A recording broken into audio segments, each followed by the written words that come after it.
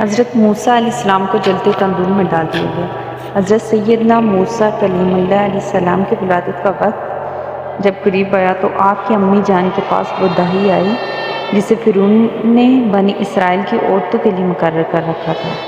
جب حضرت سیدنا موسیٰ کلیم اللہ پیدا ہوئے تو آپ کے دونوں آنکھوں کے درمیان سے نور کی کرنیں نکل رہی تھیں، جن کو دیکھتے ہی دائی کا جوڑ کانپنے لگا۔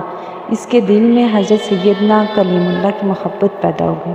اس نے آپ کی امی جان سے کہا، میں تو اس لیے آئی تھی کہ اگر لڑکا پیدا ہو تو اسے ذبح کی ترکیب کروں گی، لیکن اس بچے سے مجھے بہت محبت ہو چکی ہے۔ اس لیے آپ اپنے بچے کو چھپا لیجیے تاکہ فرعونیوں کو پتہ نہ لگ سکے۔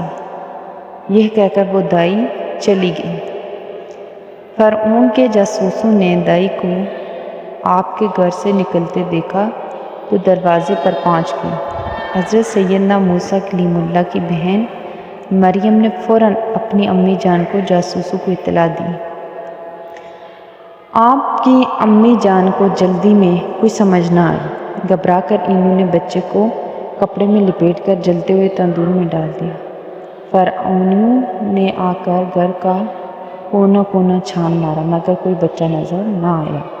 تندور کی طرف ان کا دھیان ہی نہ گیا۔ واپس چلے گئے اور امی جان کی جان میں جان آئی۔ اتنے میں تندور سے آہستہ آہستہ رونے کی آواز آنے لگی۔ جا کر دیکھا تو اللہ تعالیٰ نے بچے یعنی حضرت موسیٰ علیہ السلام پر آگ ٹھنڈی اور سلامتی والی بنا دی۔ چنانچہ امی جان نے آپ کو تندور سے صحیح سلامت باہر نکال لیا۔